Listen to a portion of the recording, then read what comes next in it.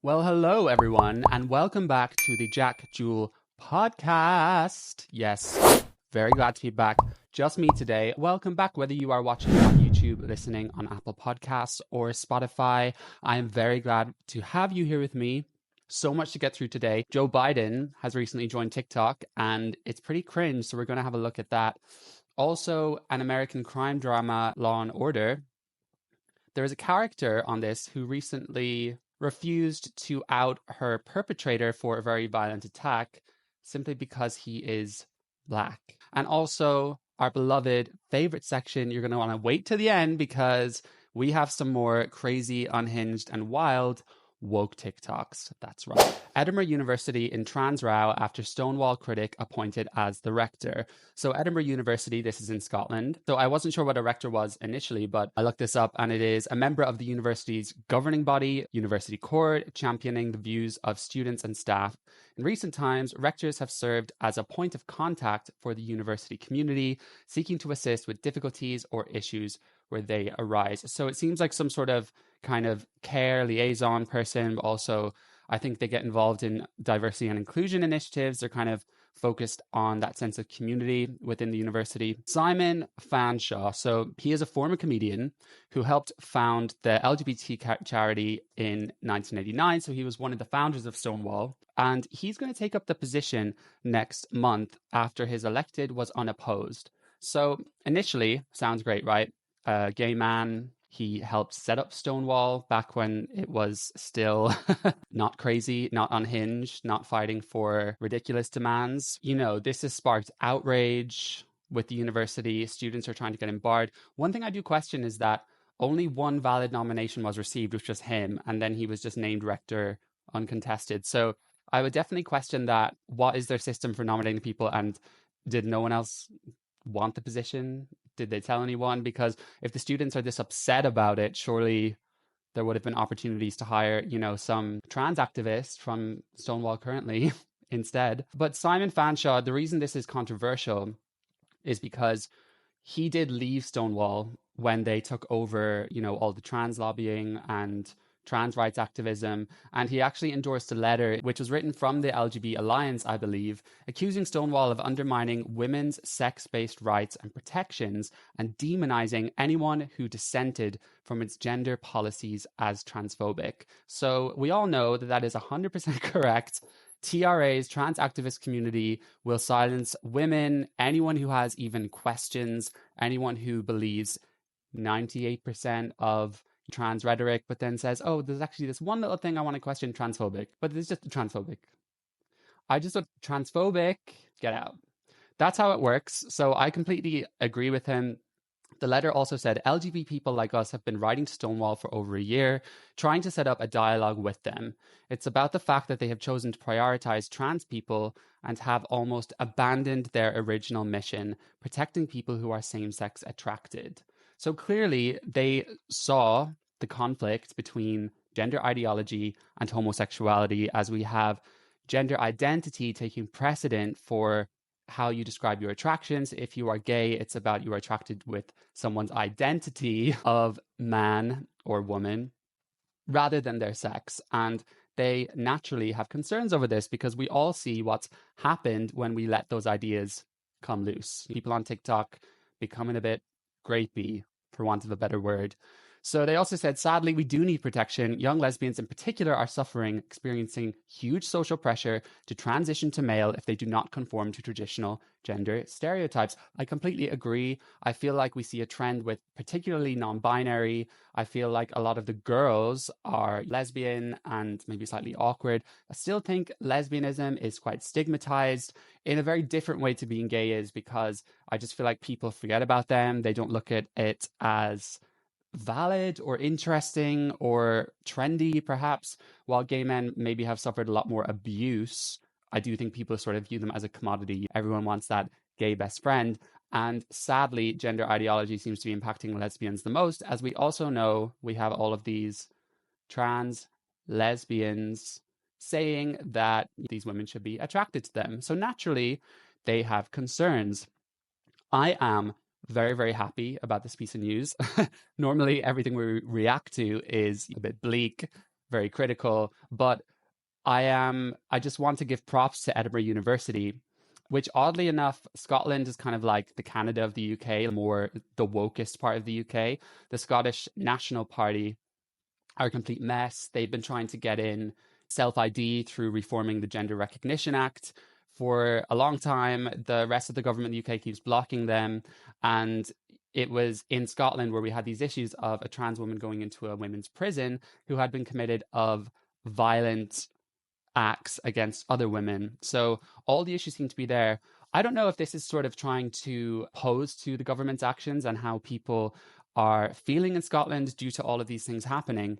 But for Simon, who is being appointed as this rector, he said that he is going to implement a free speech campaign and will do all I can to advance the university and its staff and students and fearlessness in the exchange of ideas. Amazing. I think we all know that universities are one of the institutions that have been completely captured by woke ideology. Nearly every academic is a leftist. People are studying things, gender studies, queer theory, fat studies. That's a real thing now. And naturally, it's a social justice warrior culture where they are extremely intolerant of other arguments. They can't even listen to the other side. So this is great progress. I think I've heard that infiltrating academia and getting universities to change their mind, getting them to introduce new ideas is essentially a brick wall at this stage. And they are the machine, the funnel for our youth. They get charged to these universities and then they're coming out with these polarized views. So I think this is a great thing. Excited to see what he does. Hopefully he'll introduce critical thinking. And people were very angry about this. Of course, we had that I don't feel safe. Trans people aren't, and non-binary people won't feel safe. Doesn't mean anything really, does it? Someone can just object to something and say, I have concerns. And then, oh my God, I don't feel safe. This new rector, who clearly has good intentions, is going to genocide me. That's where we're at. That's where we're at. So that's a piece of good news. Next, this one from the US. Hello.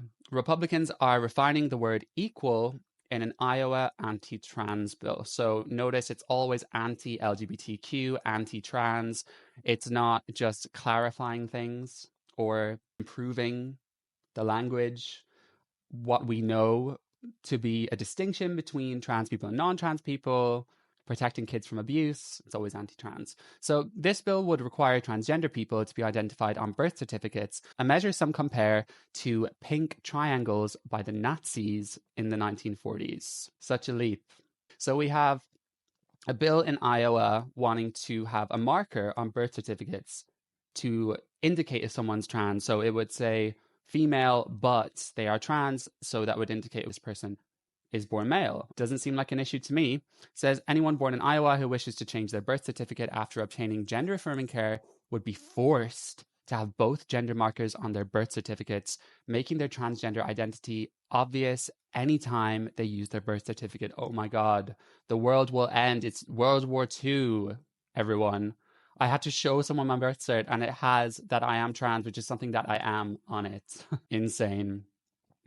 I just don't know where to start with this. The Guardian is, RIP. You see some balanced articles in it, but some of it is just so left and so woke that it's difficult to stomach. But I like going to different sources for the news items because I don't want to just always read one side and get lost in a conservative hole, get lost in a leftist hole. I see a very stark difference between the messaging in the Guardian and the Telegraph. And this one just takes the cake because they are comparing just a marker on a birth certificate to indicate an objective fact about someone to people being identified with pink triangles by the Nazis. So if you don't know what this is, in World War II, different types of groups were sent to the concentration camps. The largest one we know was Jewish people, obviously. We also had Romanian gypsies, I believe, disabled people, and we also had gay people. So they were signified by these pink triangles.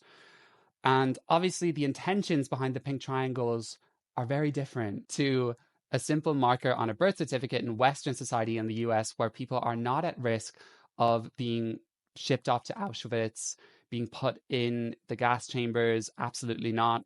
They're simply wanting to implement it because sex is an objective fact, and sometimes sex matters. There are occasions when your identity will be fine.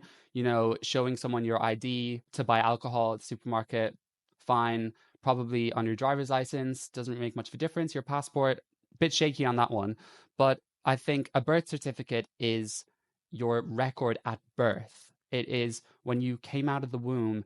And to rewrite that is to rewrite history. We can't rewrite the past just because we don't want to offend people. And it doesn't equate to anything to do with Hitler or the Nazis. Absolutely gobsmacked. Anti-trans bill, but we might as well call this a anti-reality propaganda story, because think about it. How often do you need to produce your birth certificate in life? It happens almost never. I've heard from trans women in the UK who are public about their transition, and they haven't even bothered getting a gender recognition certificate because they never need their birth certificate. It's like, well, when would I need to produce this? And, they're jumping on this to just show, oh my God, like another one of these bills. It's such an unsafe time for queer people, all the anti-LGBT bills. When you actually look into them, none of them are that crazy, right? But of course, they'll argue that all of the bills protecting kids from being sterilized are anti-LGBT. Next, back to the UK, coming back here.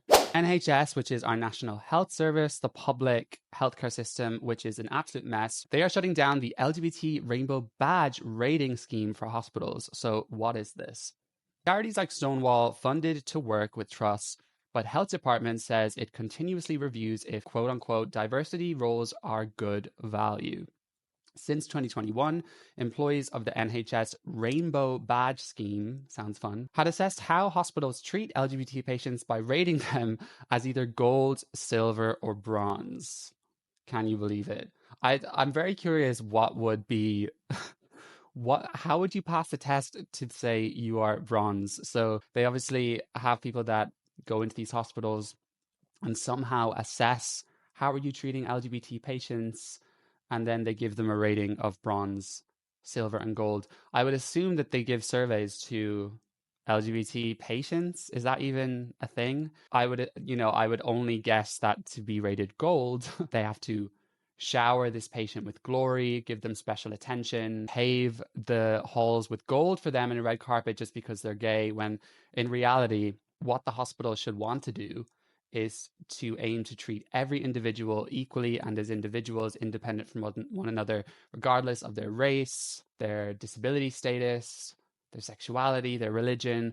That's all they need to do. Why do we need all of these different DEI programs? Because in the end, all it does is separate us more, and then we're judging them only on how they treat LGBT people. And of course, the recent rules that came in, them wanting to keep trans women in a separate ward to women because of a threat that it may pose. Everyone's gone crazy over this. I think it's a great decision. And in actual fact, I would obviously question the motives behind this, because if they moved gay men to a different ward than straight men, that would be very odd and questionable. However, I would still probably enjoy having my own room, because especially if you're trans and you're in hospital, you're probably going to be the only trans woman there. So why not just have a private room? Is that not a good thing?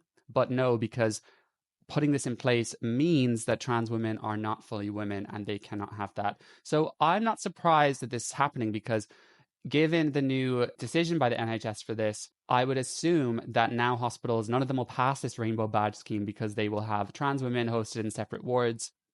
And the fact that the NHS, our National Health Service, this is a publicly funded body, it is paid from our taxes, it is absolutely on its knees. Waiting lists are, 2 years plus for people. Even cancer patients are losing lives because they're not being seen quickly enough. The hospitals are short-staffed. The staff are so badly paid. People are leaving their jobs, moving countries. It is an absolute mess. And there's been conversations for years now about privatizing part of it so that portion of the UK who do have the money to have health insurance can go that route, and then we can prioritize public health for people who really need it. I am very in favor of that, but the lefties here won't have it. They want to keep this system, which actually oppresses us. Doesn't make any sense. When we have a service that's literally on its knees, we do not care about rainbow badges. I'm a gay person and I have a number of long-term health conditions, which I spoke about previously on my channel. But in my time as a patient, since I arrived in the UK, have never felt treated differently because of my sexuality. I haven't even felt like it's been relevant. I don't think anyone's mentioned it. Obviously, when you go for a sexual health screening, they ask you, but all of those clinics are very LGBT friendly. Their main customer is gay men. So, in my opinion, first-hand experience, there's been absolutely no issues, and I've been to many different hospitals. Now, that's just me, anecdotal. Some doctors are so overworked that they don't treat patients particularly nicely, but it doesn't have anything to do with my sexuality for sure. They can be dismissive. So, as a taxpayer in the UK, I'm very glad that they are pulling this. I don't think they need to be wasting their money. And Stonewall and Pink News can freak out, but it's happening. Let's take a break from these news headlines for a quick infomercial from Law and Order. Just kidding. So this episode clip went viral a couple of weeks back. And essentially what we see here is a victim of grape. I'll use that word. She was graped by a black man in this robbery. But when it comes to testifying in court and it being very clear who the perpetrator was, and all she needs to do is, point to him and say, it's him, it was him, because they found his DNA, on her clothing. So it's undeniable that this is the case. But he's black, right? And remember, white guilt runs so deep in America that it may come into play here. Let's give it a look. But Natalie, Jay Watson to you. You think I forgot? How could I? This entire trial has been an exercise in reminding me. And this is your chance to do something about it. I am going to. Believe me. Because I can. I can afford therapy. I have that luxury. And maybe one day I'll be okay. But if that teenager goes to prison, he may not be. Ever. Speechless, everyone. I mean, you can see that we've come full circle here. I don't want to sound, what's the word, disrespectful when I say this, but if any of you have seen To Kill a Mockingbird, a white girl is attacked by her brother or her father, who essentially abuses her. But there is a black man, and when it comes to, trying to pin someone down for the person that attacked her, she decides to put it on him because people are going to believe that, right? And then he goes down for it and he gets executed for it. Sorry for the spoiler. You can see now we've come all the way around in now it's a black man that has brutally assaulted a woman in the worst way you can assault another woman.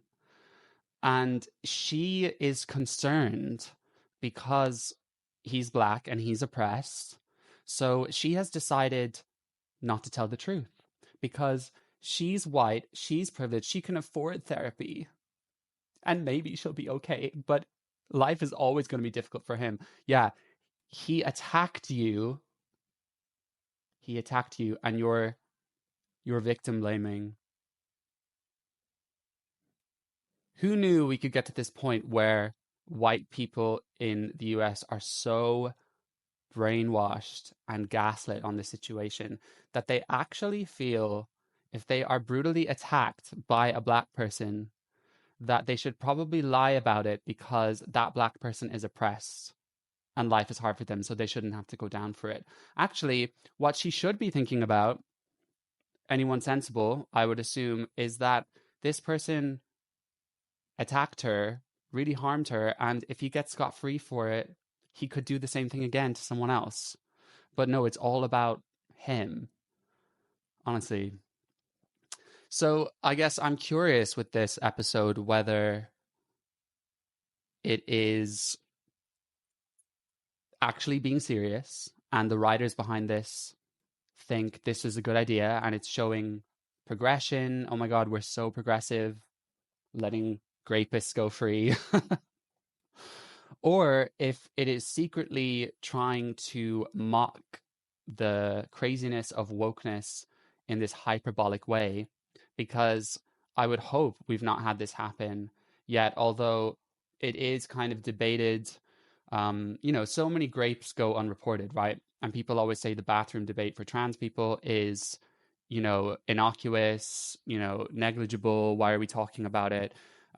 These things never happen. But a lot of grapes go unreported. And if a trans woman does grape a female in a bathroom, then even now, I could actually see it factoring in terms of whether that person goes to report it or not. They've been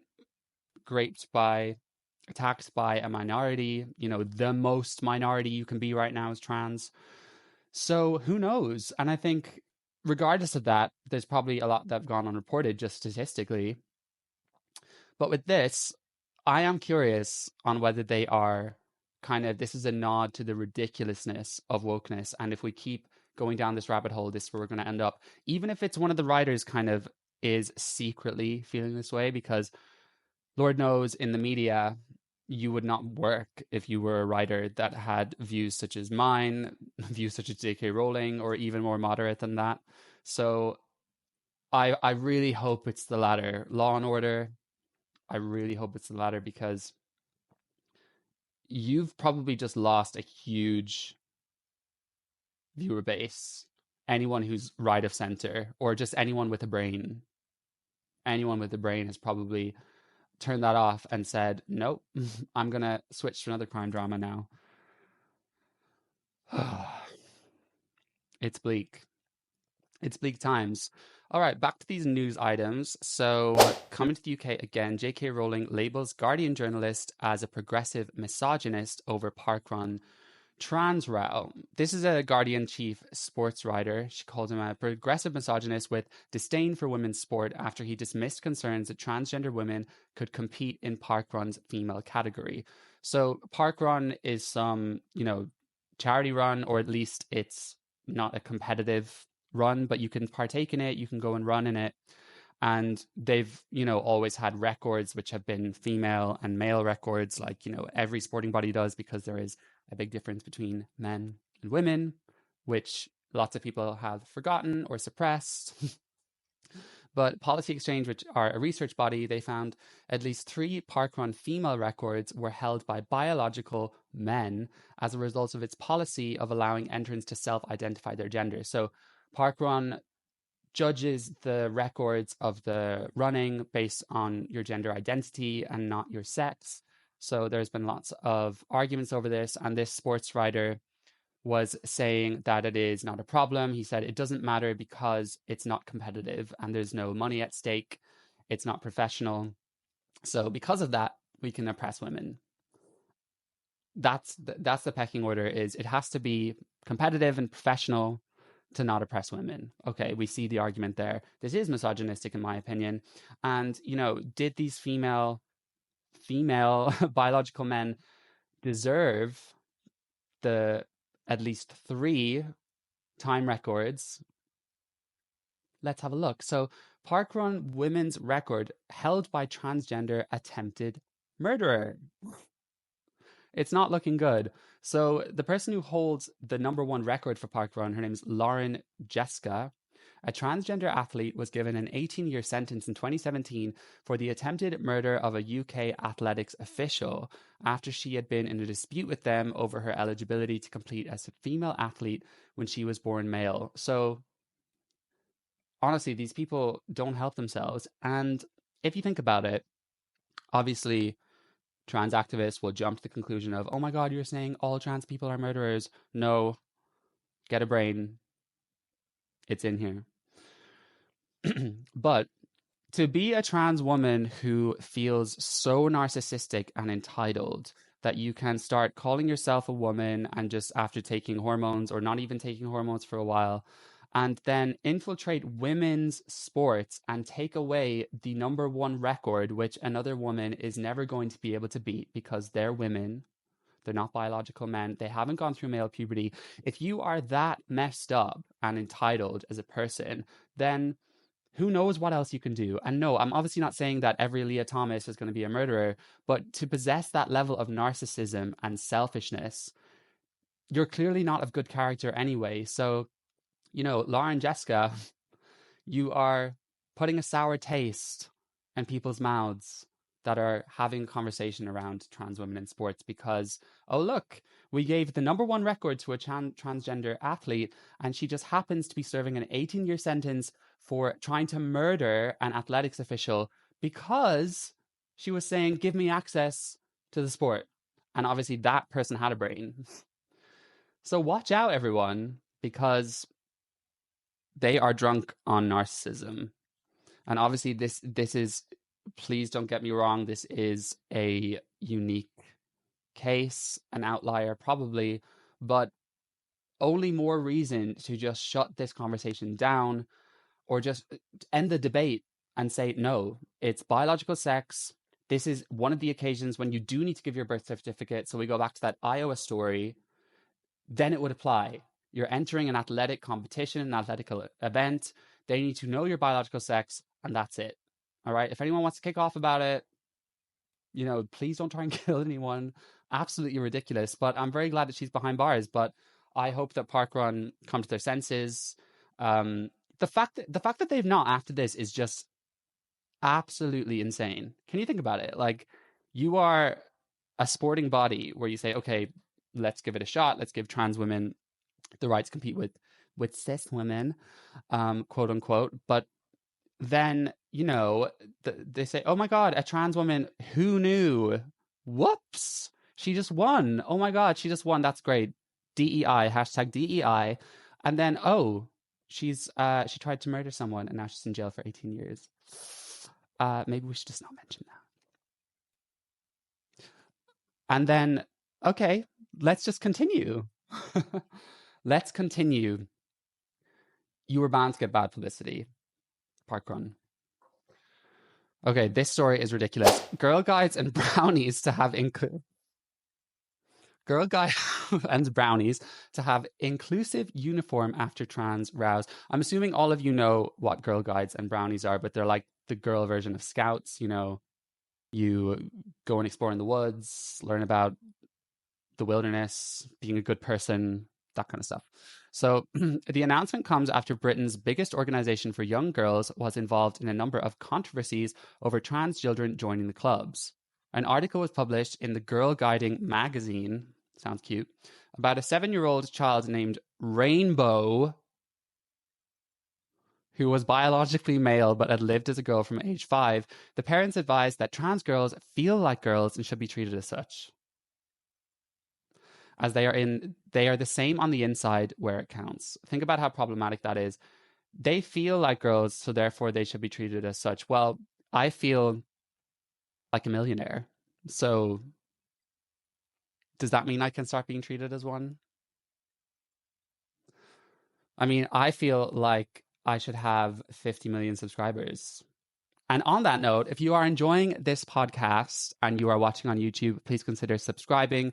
Hit the notification bell so you don't miss any more of my videos, and comment down below. If you are listening on Apple Podcasts or Spotify, I would really appreciate it if you could leave me a review, 5-star review, and write something if you like as well. Still working out how to grow the audio versions, although the YouTube one is growing nicely.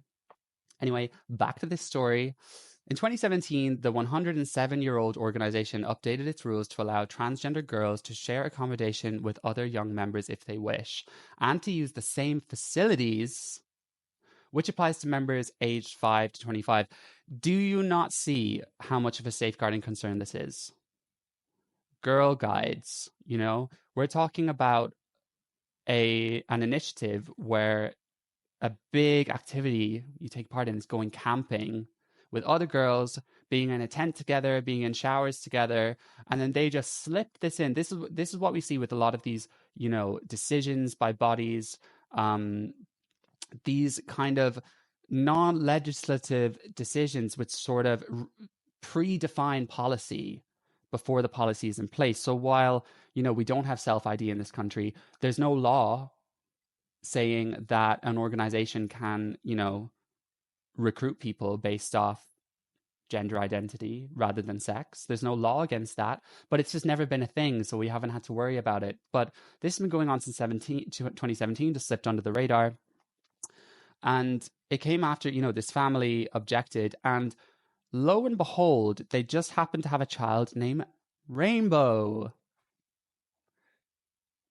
Nice little dose of Munchausen's by proxy there. What are the odds that you name your child Rainbow and then they are trans from age 5?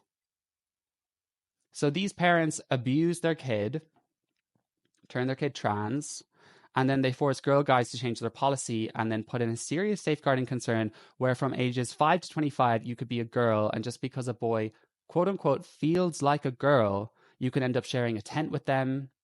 You know, teenage girls sharing a tent with teenage boys because they feel like girls. Who thinks this is okay? This is so misogynistic. Girl Guides is all about raising young girls to be respectable women, you know, enjoy the wilderness, equip them with lots of interesting skills. It should be about empowering females. And, you know, it's come to light just because they're talking about having an inclusive uniform when the whole underlying story is just far more problematic. I'm reading the transgender issue at the moment. And I do want to do some book reviews on this channel. Let me know if you are interested in that. But it does mention, you know, Girl Guides, and the writer of it, who is the wokest, most intersectionality gal. You know, everything is about a pecking order of, well, if you are tick, tick, tick, you are this oppressed. If you are tick, tick, tick, tick, you are this oppressed. So the whole book reads like that. And she says, you know, by forcing a child to declare their biological sex, you are implying that all trans Girl Guides are bound to molest other girls. It's just such an exaggeration.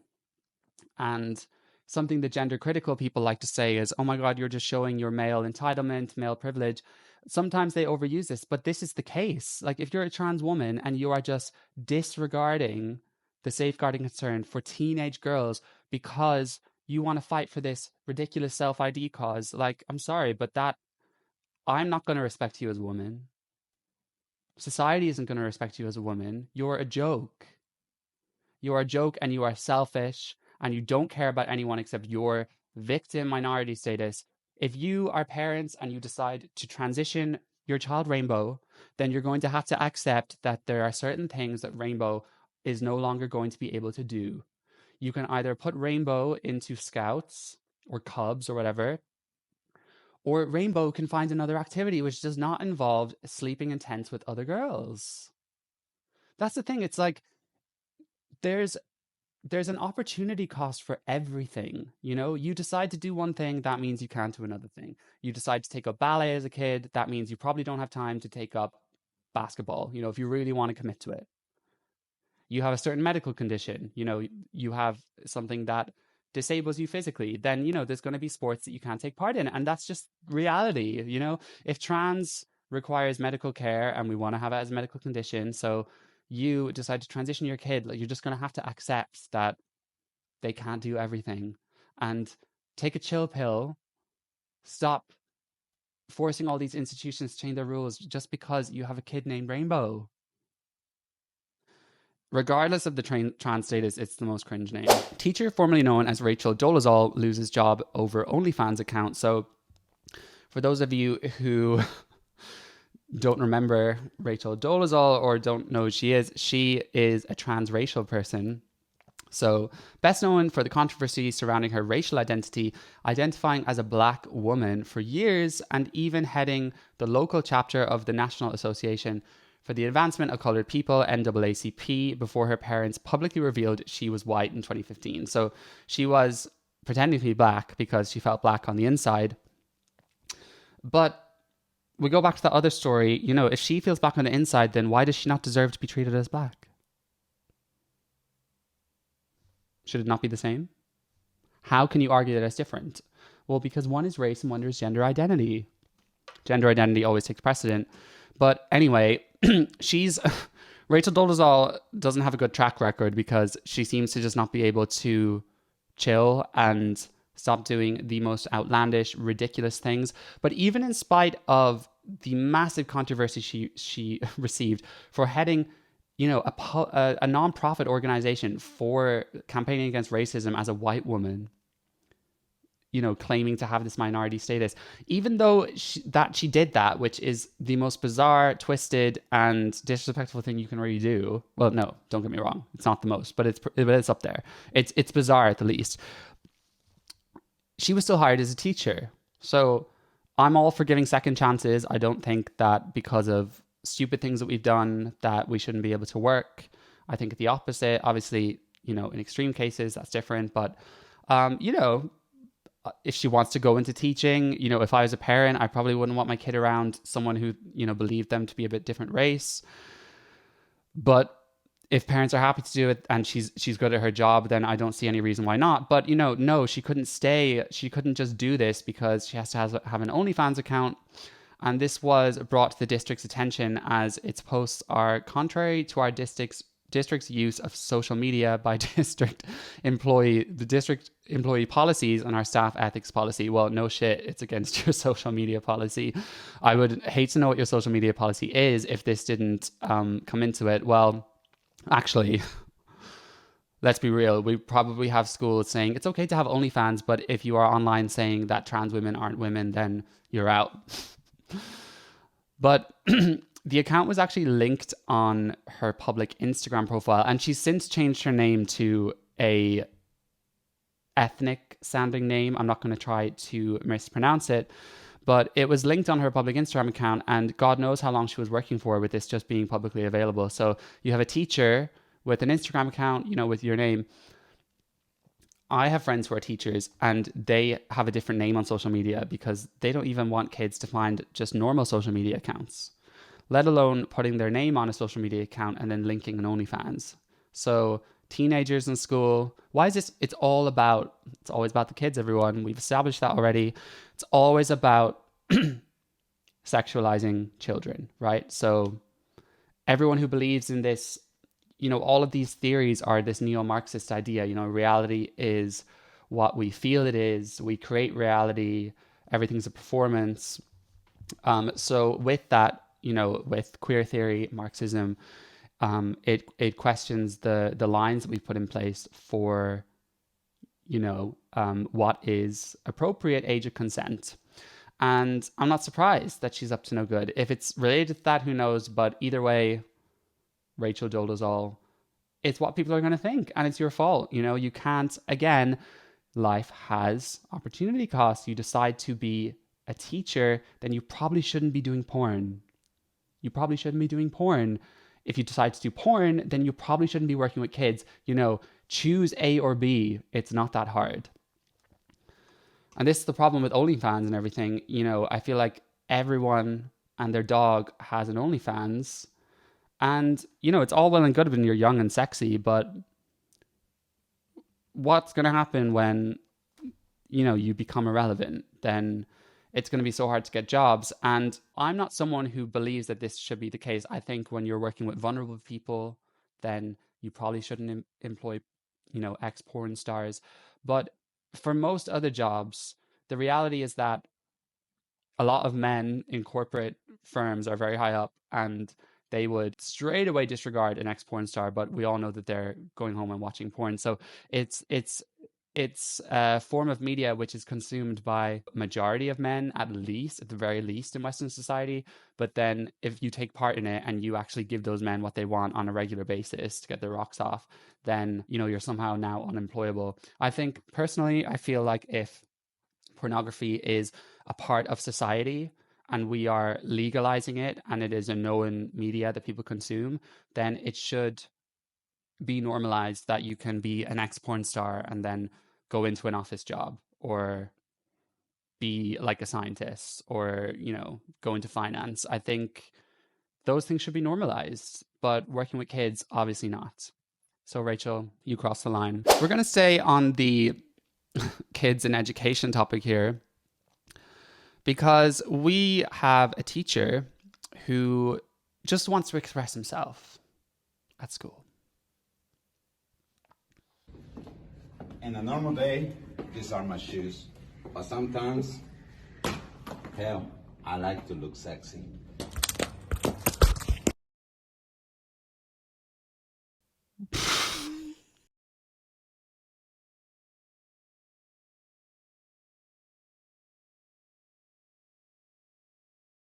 Oh my God.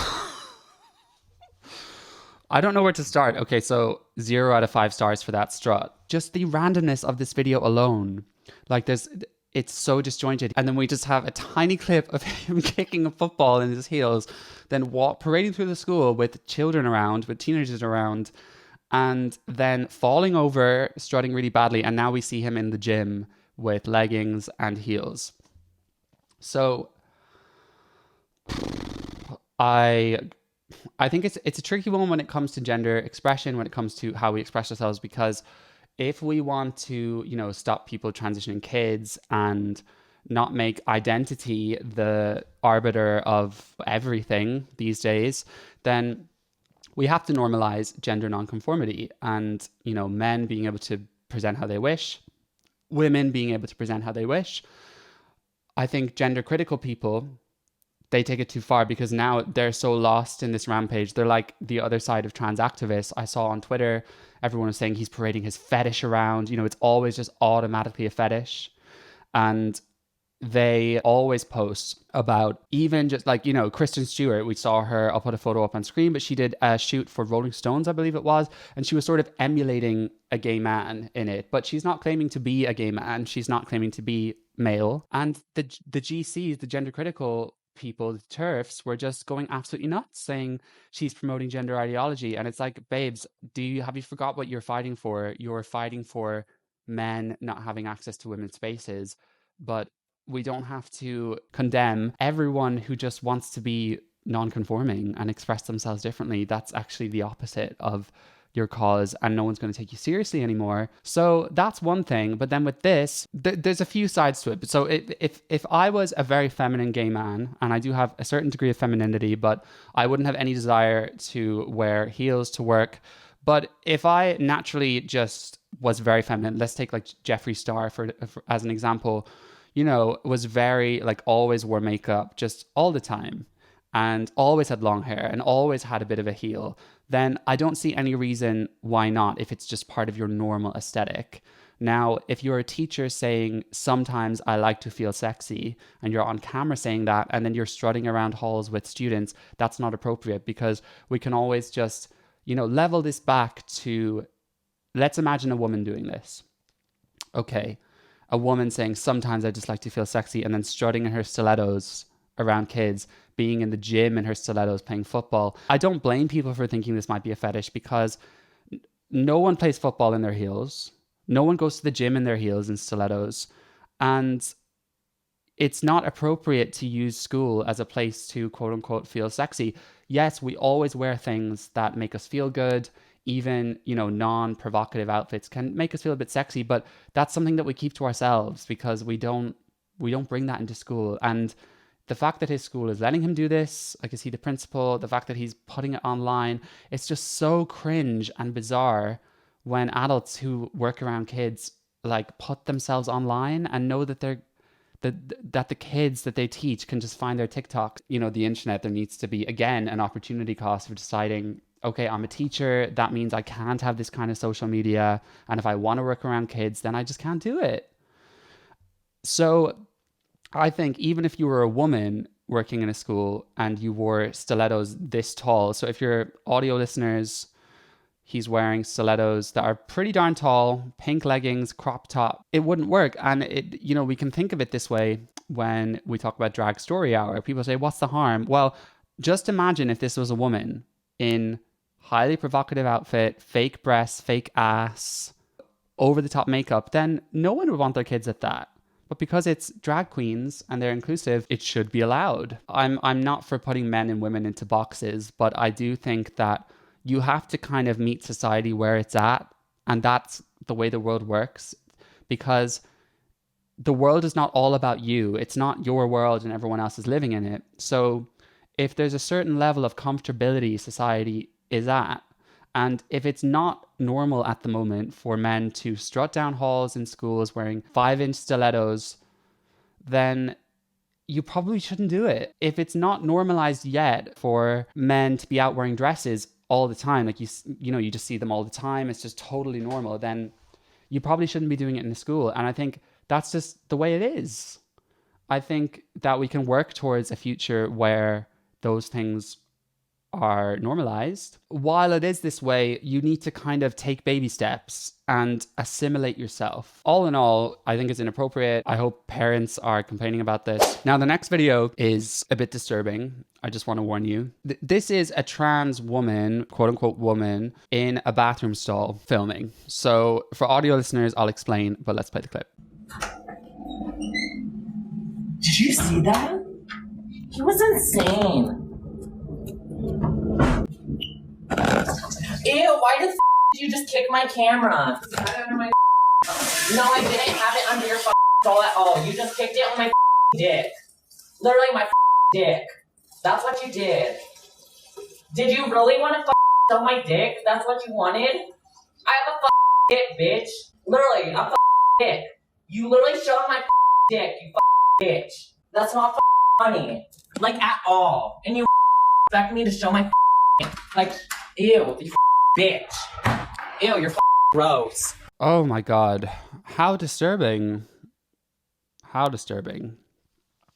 So, audio listeners, this is a trans woman by the name of Cade who was on a live in a cubicle and decided to put the phone down on the floor, slide it into the other cubicle, and record the woman in the stall next to him. I'm not going to give this person the decency of calling them him, her, because this is absolutely disgusting.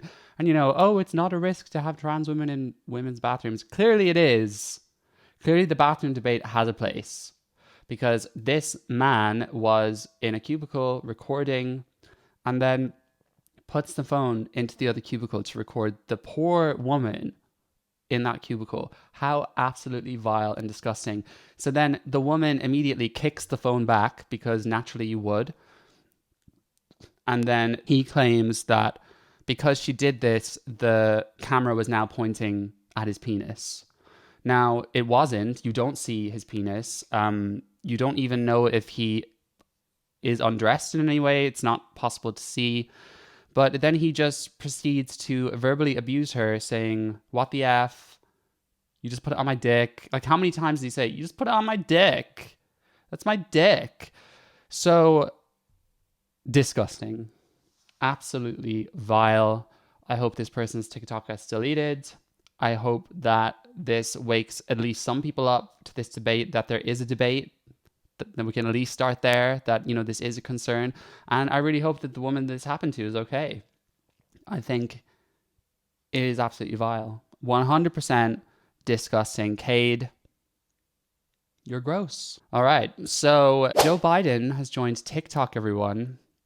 And it is super cringe, to say the least. So his campaign has created a TikTok account, and you can just see on the front page, his tagline is, quote unquote, grows the economy. That's it.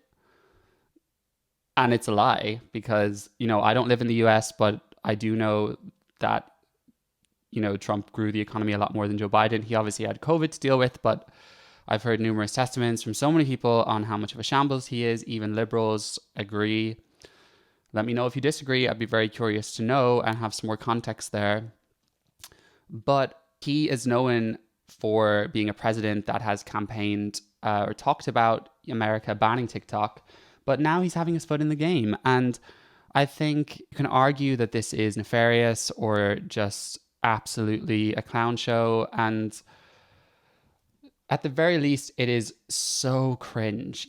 Every video he has is basically him taking a dig at Trump. So let's look at his first TikTok, which he titled LOL Guys. Chiefs or Niners?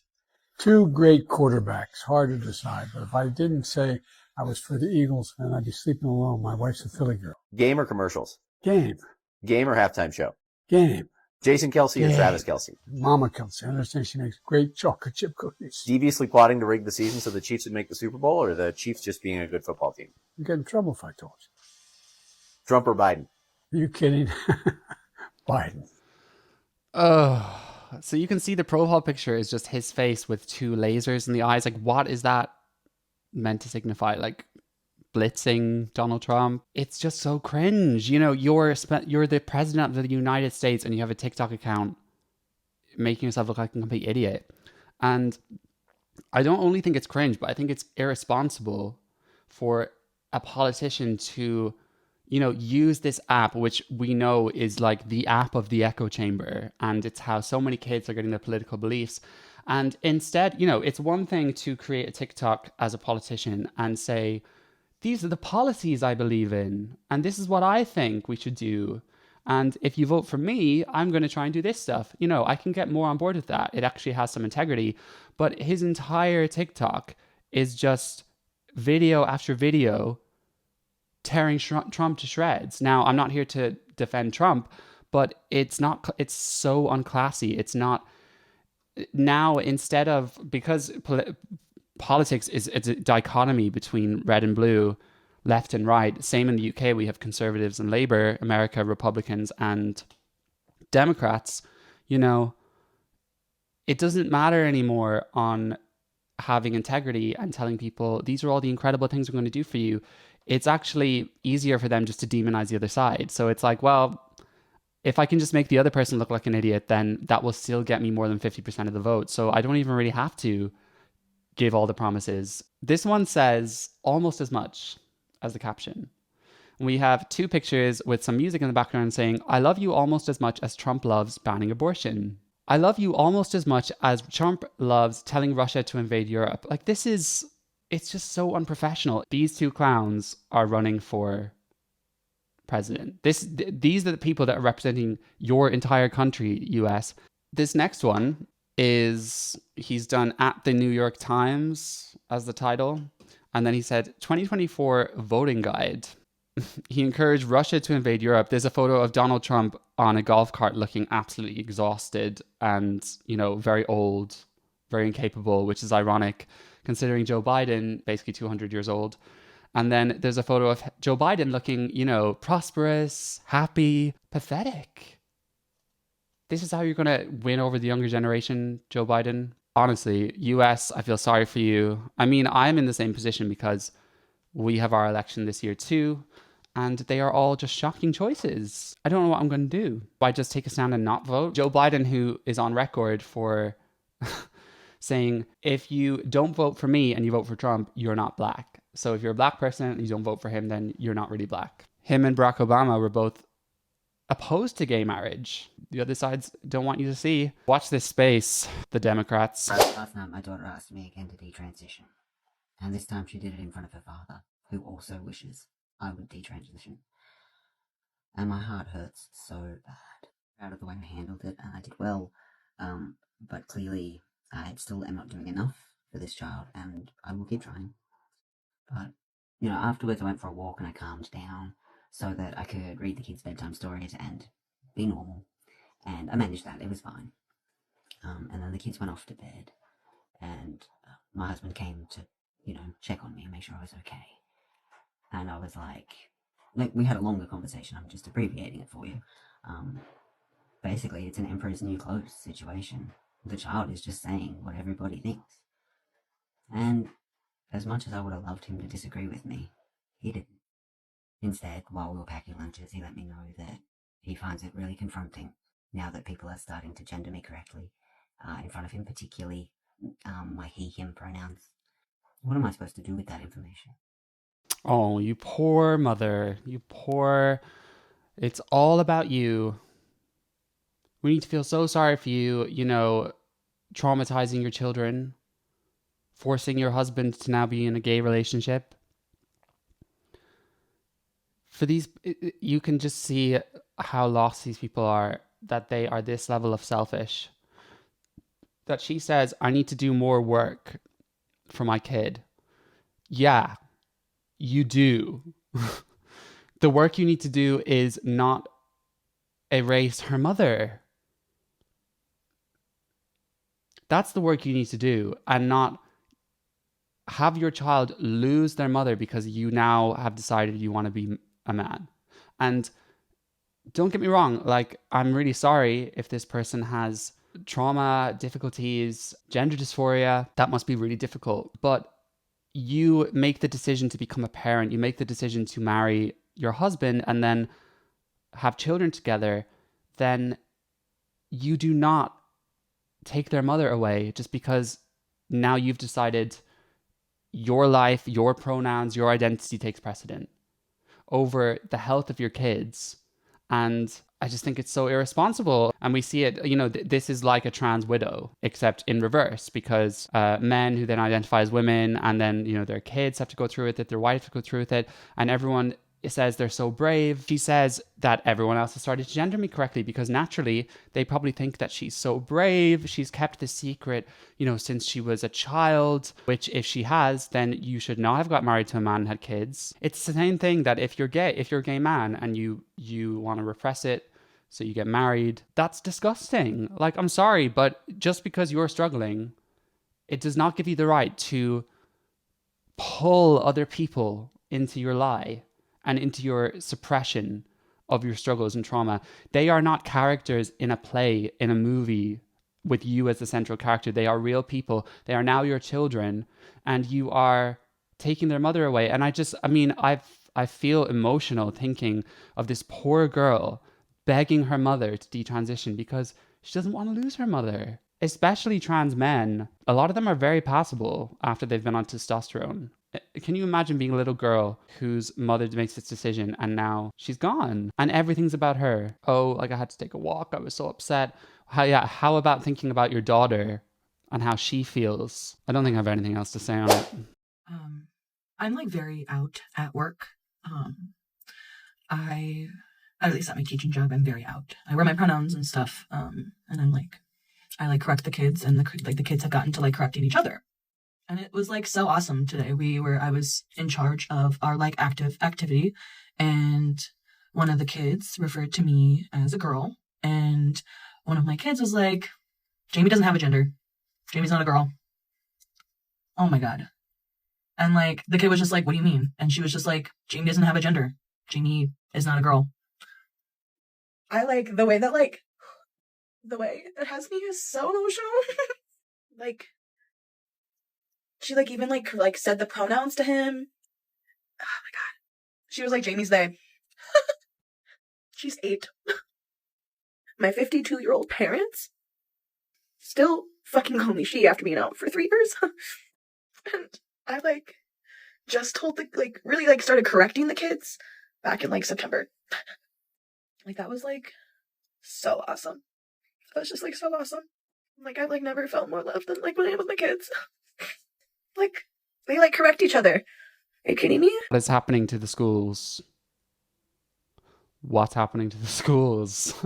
Guys, these are your teachers. Again, it's like you're involving the little kids in your charade and you are the central character. And these kids are little pawns around you to validate you and give you this gender euphoria by calling you they and saying you're not a girl. You are. You are giving woman as well. The fact that you are getting this upset over this, like happily tearful over kids calling you they, how often do you see men doing that? And I'm not being sexist saying that. I'm just saying there are differences between the sexes and there's nothing wrong with that. I mean, the tears are very forced anyway. So I'm not buying into that. And then I've seen this argument before. She's like, oh my God, my 52-year-old parents can't get it. But these kids got it in like 2 weeks.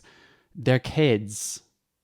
You can convince kids that a man eats a bowl of jelly and works with a bunch of elves in the North Pole and then flies around giving them presents on Christmas Day without question. So you are saying because these kids get it, then, why can't everyone else get it? Yeah, because it's not true. Those kids are going to grow up and be like, you remember that? Like, this is my prediction is that hopefully sooner, but at least 20 years, non-binary is going to be a thing of the past. And we're going to say, like, remember that time period when people thought they could be neither men nor women, like cringe? And those kids will grow up and say, remember our teacher was one of those weird people that convinced us that she wasn't a woman. The level of entitlement and selfishness with people these days is so concerning. And I really mean that. And you have to laugh at it because it's so bleak and it's so depressing. But it's concerning that we have a lot of these people going into these professions and their whole life is just them. That's narcissism, guys. It's when people around you are just pawns in your story, and anything they do, anything you do for them is just because it somehow fits into your narrative. I'm sorry for the kids. It's been fun today, guys. We got through loads of stories. For those of you who keep coming back, I really appreciate it. There are definitely a small little crew, especially when you watch on the lives. So I see you. It means so much to me that you are continuing to support me, that you like my content. And watch out for the next episode, because I'm going to be interviewing another YouTuber who did a gender studies degree, and he's a straight white male. Shocker. But he has a lot to say about this course. So we're going to dig deep into that. And with that said, I will see you in the next one.